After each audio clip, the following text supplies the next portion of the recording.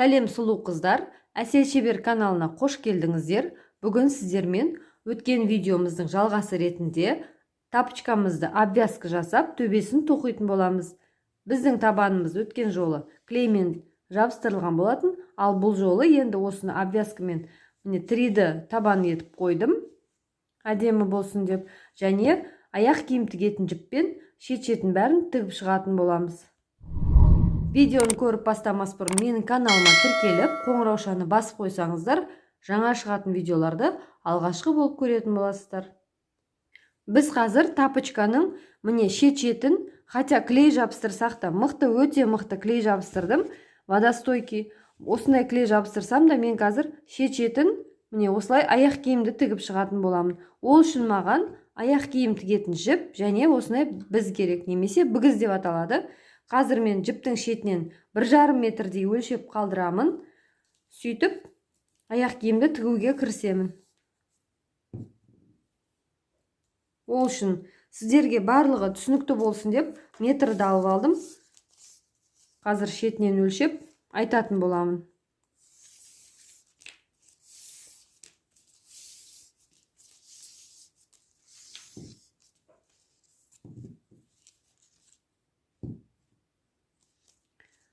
Міне 1,5 метр. Сіздерге түсінікті болу үшін, мынау жіпті мен жай ғана бір шетінен 1,5 метр өлшеп, қалған ұзын жағын қимадым, тек қана мотоктан келе береді. Бұл жағы бізге 1,5 метрі осыны полный айналдырып шығуға жету керек. Осы жерден бастап, аяқ киімнің ішкі жағынан, ішкі жағы дегеніміз оң жақтың ішкі жағы, және сол аяқ киімнің ішкі жағы деп мына шетін айтамын. Осыны қазір көрсетем. Мына жақтан әр петляның астынан осылай біз кіретіндей орын бар. Осы жерлерге қазір бізді енгізіп, біреуінен көрсетемін. Жайлап микропористі резинаның ортасынан шығару керек. Сындыр жібермей, жаймен өстіп бүгізді енгіземіз. Сонымен жіпті ілеміз.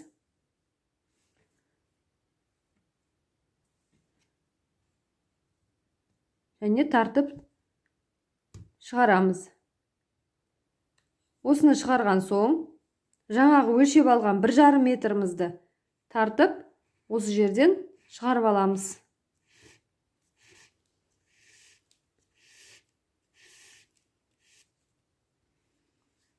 Содан соң, келесі қасындағы петля біз шығарып алдық, ал мынау мотоктан келе береді. Жұмыс жібі. Осы жерден жанындағы петляның астынан енгіземін. Бізді және ортасынан жаймен шығарамын. Осы жерден жұмыс жібін іліп, бізден шығарамын. Тарттым. Бірінші тігісімізді тігеміз. Содан соң, өлшеп алған 1,5 метр жібімізді осы жақтан өткіземіз петлядан. Екі жіпті тартсақ, бізде бірінші тігіс осылай тігілді. Ішкі жағынан осындай петляның астыңғы жағынан көрінбей кетеді. Келесі тағы да жанындағы петляның астынан бізді енгізіп, жұмыс жібін ілемін, тартып алып шығамын.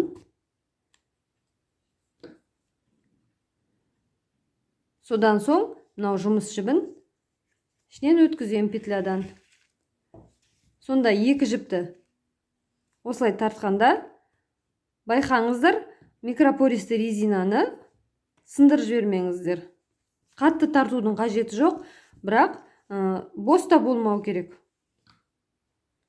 Екінші қасындағы петлядан крючокты енгізіп, бізді енгізіп, осылай тартамын. Тағы да сосын мынадан өткіземін екеуінің ортасынан. Және тағы да жаймен тартамын. Бұлай жіп қалып бара жатса, туралап жібересіздер. Сонда бізде осылай болады. Қатты тартудың қажеті жоқ. Бізде қазір осындай 3 тігіс пайда болды. осылай айналдыра келе, міне, әр петляның астынан өткізіп, тоқымаларымызды, аяқ киім тігетін жіпті айналдыра келіп, осы жерге дейін, яғни міне басталған жерге дейін тігіп шығамыз.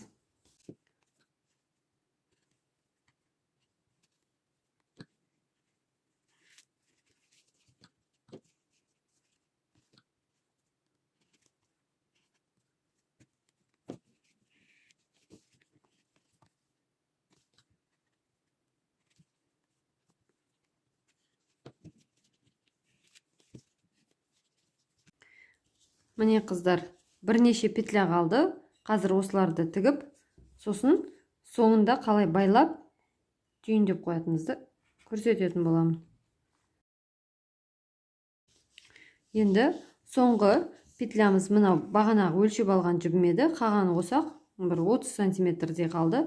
Енді жаңағы тігісіміз басталған жерге крючокты енгіземін.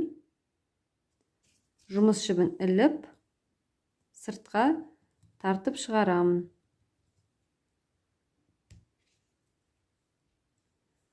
Микропористі резинаны сындырып қоймау керек. Осылай тарттым. Енді осы жерден байлап, міне, байлап тігісімізді аяқтай берсек болады.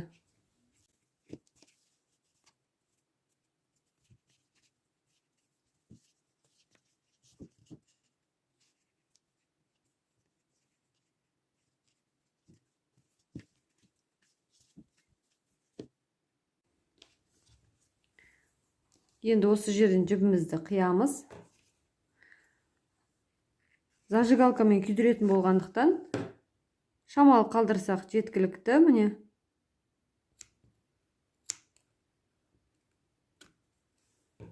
Енді зажигалканы алып күйдіреміз. Мына жерге мата күйіп кетпеу үшін зажигалкамен күйдіргенде соны қағазды осылай жауып тұрамын. Осы жерге қазір зажигалканы жағатын боламын. Түйіннің үстінен зажигалкамен жағатын боламын.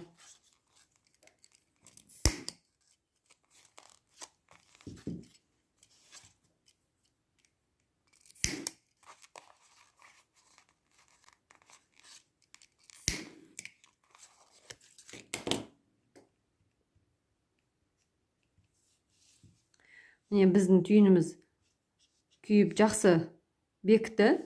Енді обвязкаға кірісеміз. Қазір біз обвязка жасайтын болғандықтан, мына тоқыма жібімізбен осы шетін ең алдымен тоқып шығамыз. Бірінші қатарын.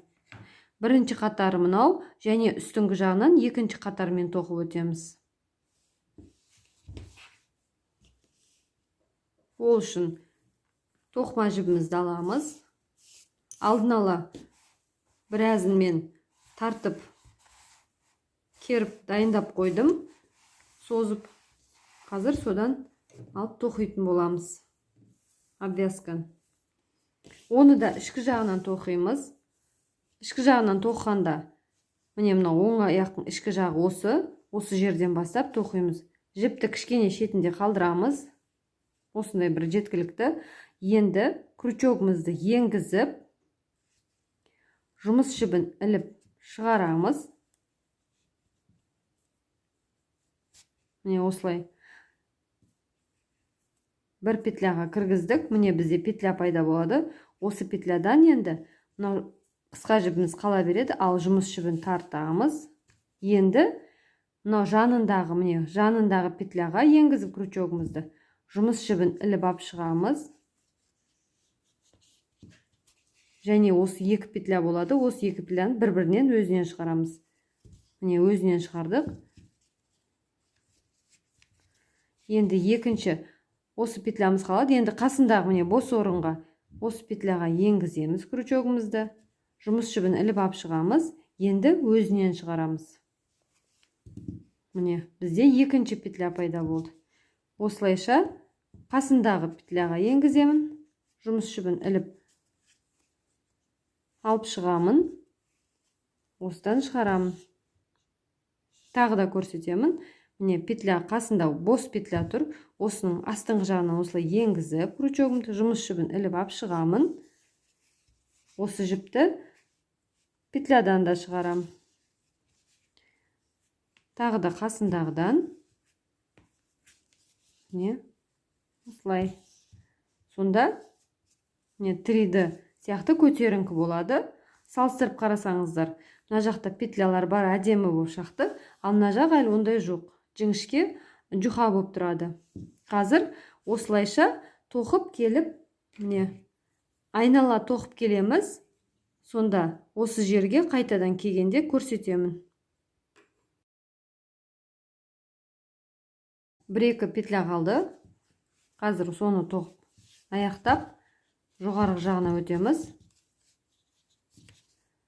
Обвязканы.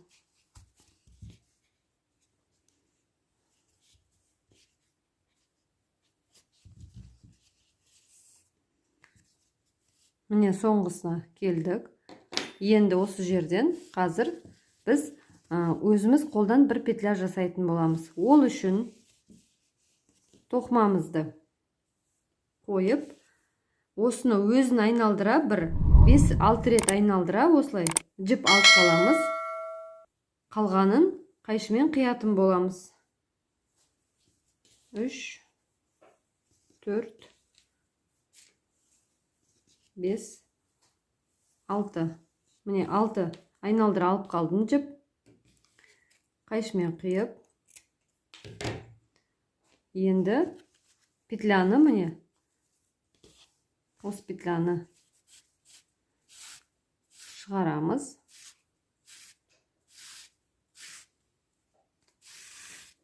Қайшымен қиып барлық петляны шығарып алдым, жіпті шығарып алдым. Енді осы жерден ең бірінші петлямыздың астынан крючокты енгіземіз. Жұмыс жібін іліп, осы жерден шығарамыз.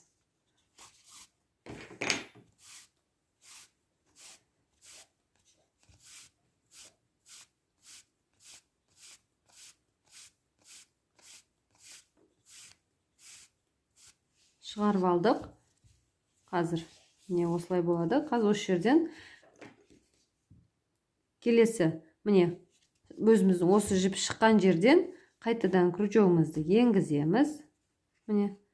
Ортасынан шығарамыз, екеуінің ортасынан. Осы жерге жұмыс жібімізді іліп, крючоктан шығарамыз.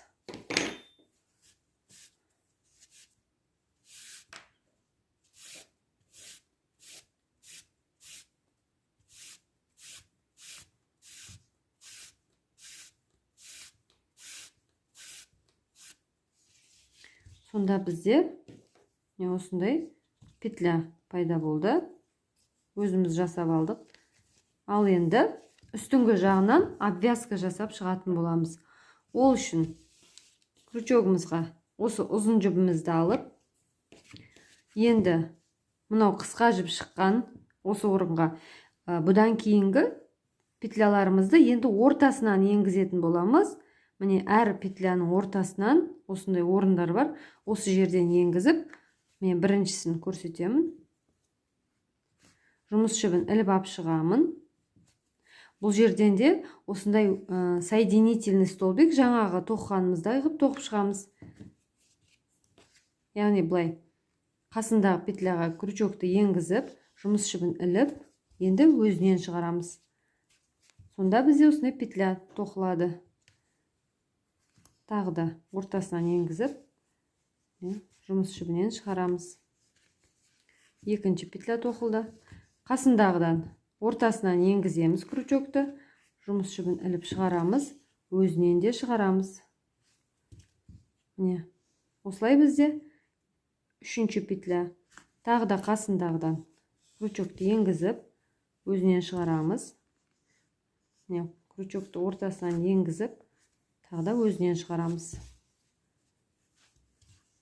Осылайша айналдыра қатарымыздың осы жерге дейін тағы да айналдыра тоқып келеміз. Міне қыздар, қатардың соңына кеп қалдым. Қазір осы жерден тоқып жасадым. Енді соңғысы. Енді соңғы петляны тоқып болған соң, міне мынау бізде бірінші петля, ал мынау ең соңғы петля. Осы жерден жібімізді шығарамыз сразу.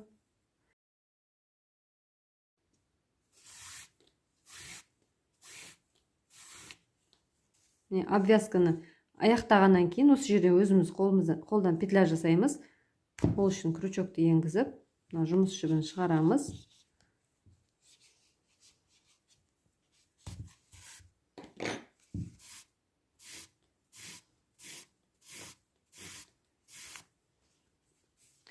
Енді тоқыманы бұрып,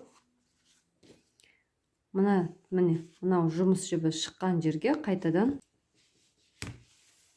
ортасынан шығарамыз өйстіп, жұмыс жібін іліп тартып аламыз.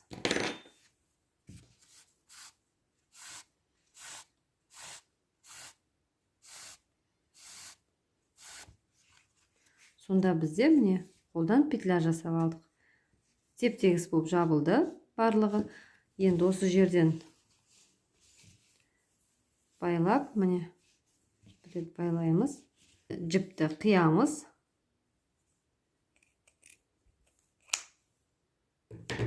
Сөйтіп, мына жіптерді арасына жасырып шығатын боламыз. Ол үшін осындай кішкентай крючокпен жасыруға болады.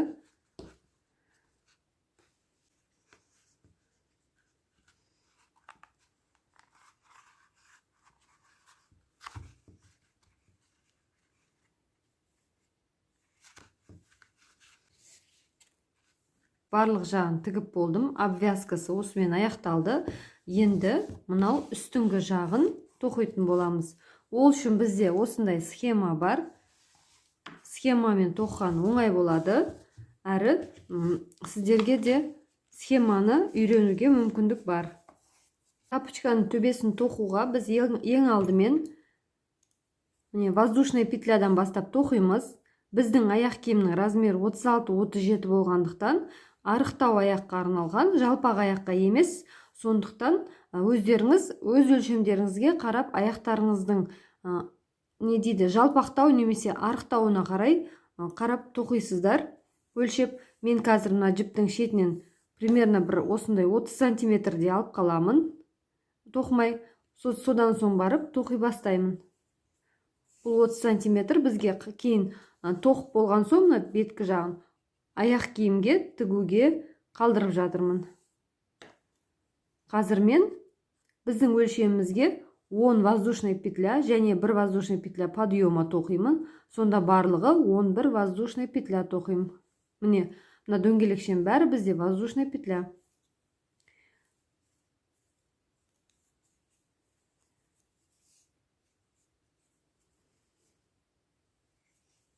Бірінші воздушная петля.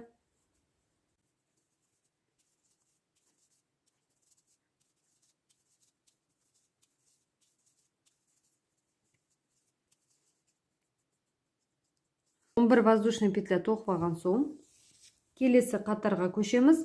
Бізде біреу петля подъема болғандықта еш нәрсе тоқымай, қасындағы петлядан бастап, біз 10 столбик без накида тоқимыз. Бірінші петляға еш нәрсе тоқымай, соның жанындағыдан бастап, столбик без накида тоқимыз.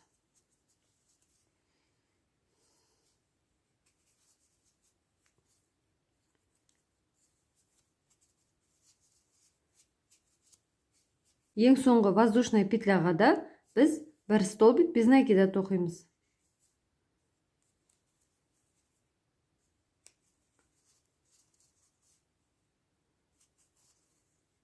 Он столбик без накида тоқылды. Енді петля подъема тоқимыз. Ол дегеніміз бір воздушная петля. Тоқымамызды бұрып, келесі екінші қатарда уже бізде тоже столбик без накида тоқимыз.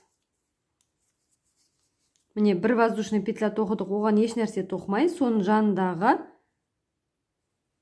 столбик без накида тоқимыз.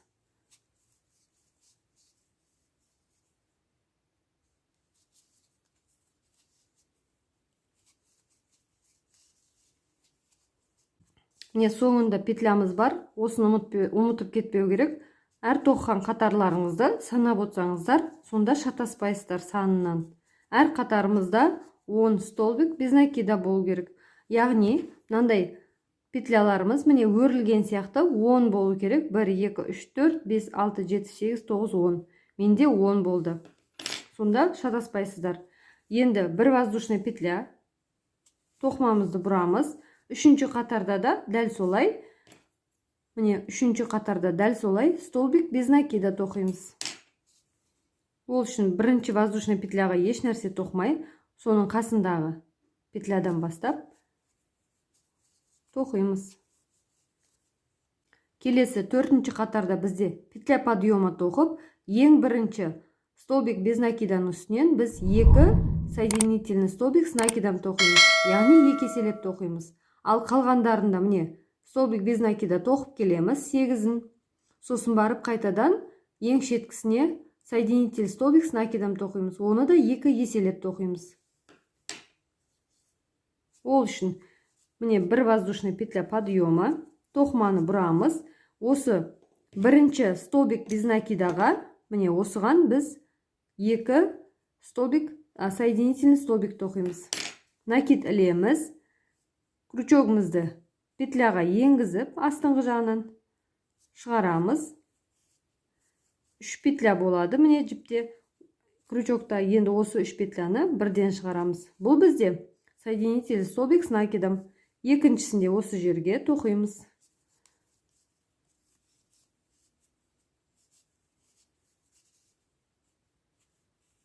Екеу тоқып алдым. Енді былай қарай 8 столбик без накида тоқимын. Накид жасап, ең соңғы петляға осы жерге де енді 2 соединительный столбик с накидом тоқимыз. Біреу, тағы да накид жасап, дәл осы жерге екінші соединительный столбик тоқимын. Болдым. Осында менде 4-ші қатар тоқылып болған соң, петля подъема жасап, 5-ші қатарда тек қана столбик без накида тоқимын.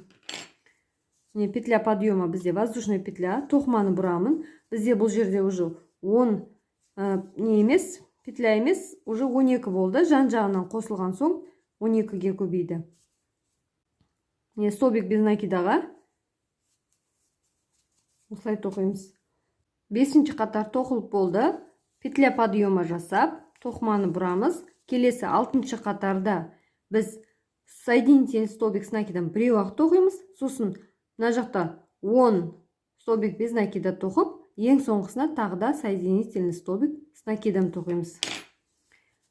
Накид жасап, мына петляға, міне столбикқа тоқимыз. Накидті шығарамыз. Сонда бізде біреу тоқылды. Енді қасындағыға уже столбик без накида тоқимыз.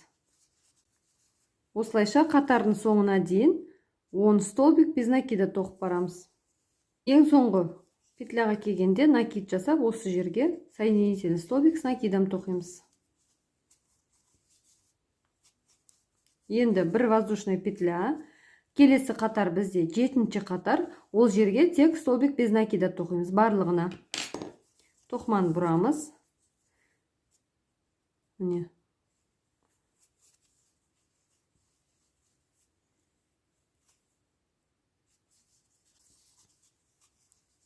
Жетінші қатарды болдым. Воздушная петля тоқып, тоқыманы бұрамын. Енді 8-ші қатарда қайтадан бізде соединительный столбик с накидом, қалғаны 10 столбик без накида, ең соңғысына соединительный столбик с накидом тоқимын. Петля ілемін, накид.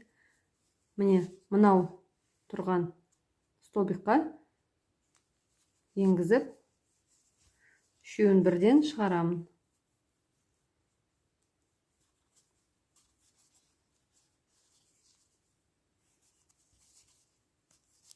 Ең соңғы столбикқа накид жасап, міне соединительный столбик тоқимын.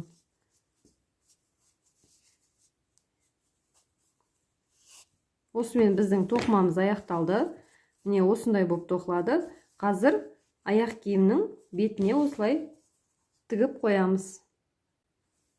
Ол үшін жұмыс жібін қиямын.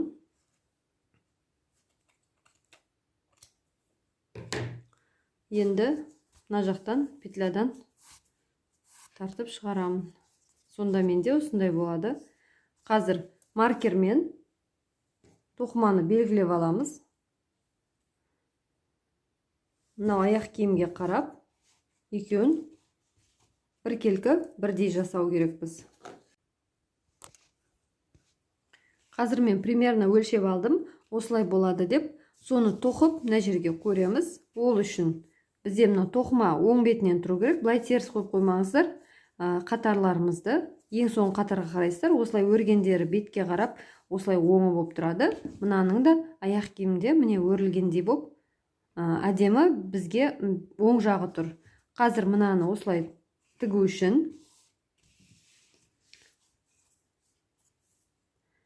инені өткіземіз. Инемізді өткізіп алған соң, мына жіпті екі қатардың міне бірінші және екінші өрілгеннің ортасымен жүріп өтемін. Инеден маркермен астыңғы жағынан, петляның астыңғы жағынан крючок инемді өткізіп, осылай біріктіріп тігетін боламын. Ол үшін шығарған соң екінші жағынан кіргізіп, мынау тоқыманың осындай шығып тұрған жерлерінен іліп тоқи беремін, тіге беремін. То есть сіздерге қалай ыңғайлы, сіздер де көріңіздер осылай.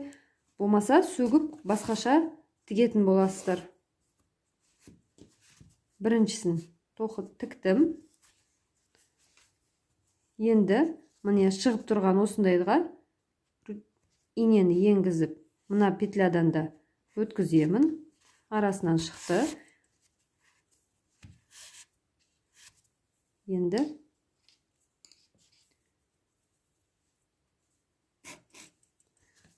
міне осылай.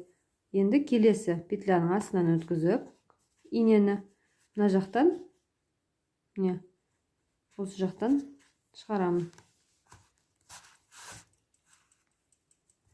Сонда осылай біркелкі болып тігіледі. Инені өткізіп, мына петлядан шығарам. Біреу қалады. Ең соңғысын осы жерден өткізіп тартатын боламыз. Міне бізде бірінші шеті тігіліп болды. Енді мына жібімізді әзірге қимай тұрайық. Қазір бірдеңке дұрыс болмай қалса, осы жерден өзгертуге болады сөгіп. Екінші бетінде тоқимыз. Ол үшін бізде мына бетте санаймыз, неше петляға тоқыдық. Мына бет екінші бетінен дәл сонша петляға тоқу керекпіз. 1, 2, 3, 4, 5, 6, 7, 8, 9. 9 петляға тоқыдым. Мынау аяқ киімде де мен екі шеті менде 9 петля болған тұғын. Енді мынау төртінші жағын дәл солай 9 петляға тоқу керекпіз. Біздің жібіміз мынау соң жағында болғандықтан, ал крючогымыз, маркеріміз осы жерде болғандықтан, маркерден бастап санап 9-шы петляға инемізді енгізетін боламыз. Инені жіпке өткізіп аламын. Инені жіпке өткізіп алған соң маркерден бастап 9 петля санайтын болам. 1, 2, 3, 4, 5, 6, 7, 8, 9. Міне 9-шы петля. Осы жерде мен инемді өткіземін. Сонда екі жақтікі бірдей болады. Осылайша болып тоқылады. Бұны да петляның астыңғы жағына өткіздім. Енді соң қасынан инені өткізіп, екінші жағын тігетін боламын.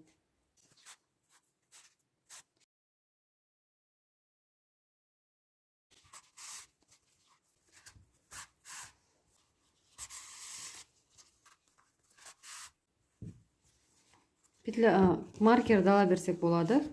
Бізге қажет емес. Қазір тексергенде көре саламыз. Соңғы петляны. Міне қыздар, мен салыстырып көрдім. Екеуі бірдей болды. Енді осы жерден тоқымамызды аяқтай берсек болады.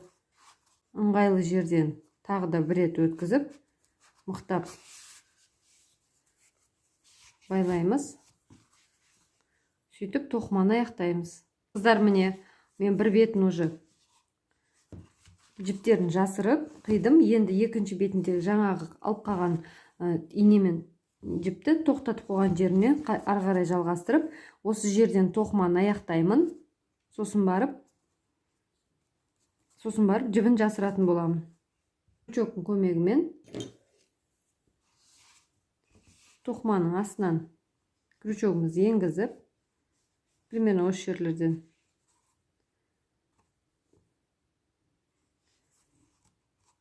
жіпті тартамыз.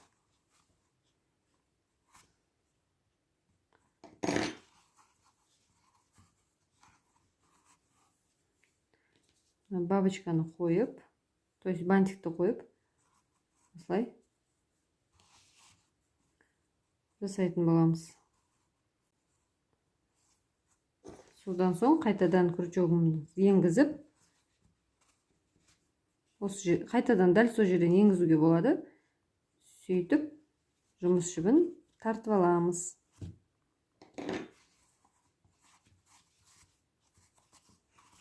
Сонда мынау осылай болады. Сосын жіптерді қиып тастаймыз. Міне қыздар, біздің домашний тапочкаларымыз дайын болды. Енді осындай тапочканы өздеріңізде тоқып алатын боласыздар.